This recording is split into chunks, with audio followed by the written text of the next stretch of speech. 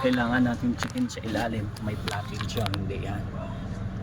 Titingnan natin yan, yung mga tornilyo na yan, mga palatandaan, mga wiring yan. So dito kailangan yung checkin lahat yan. Yan po yung palatandaan po na kung may plated, or dito yan sa tornilyo na yan madalas sabi dito rin kung mayroon. Siyempre sinecheck din natin yung airbag guys. Ayan, sira yung tulad na sira yung airbag. Yan yung ano niya. So same time sinecheck din natin yung mga pang-ilalim kung okay po ba yung pang-ilalim niya.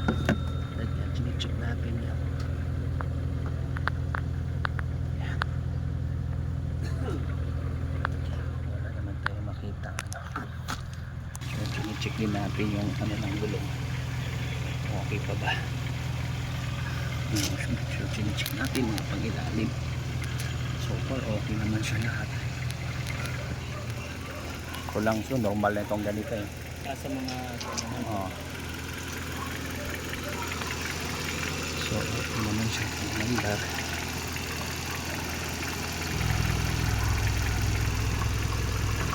So wala siyang talsik.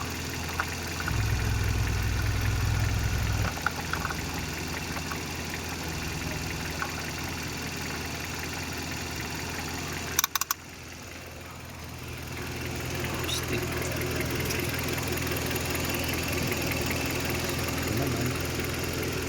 Ito siya.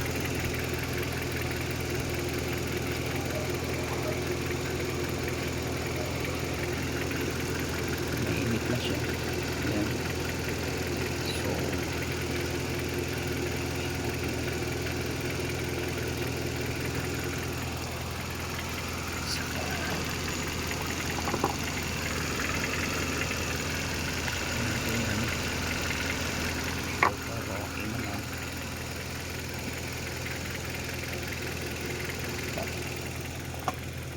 natin dito kung may mga bangga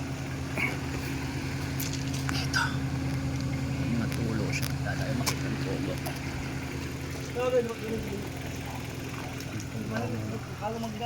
Check po natin ito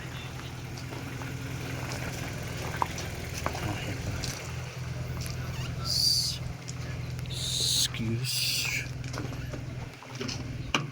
So wala naman siyang check engine. Wala siyang check engine at the same time chine-check po natin yung kanya pong lahat na mga ano, chine-check din po natin okay naman. Tayo natin yung aircon off, on. So pag start natin yan okay naman.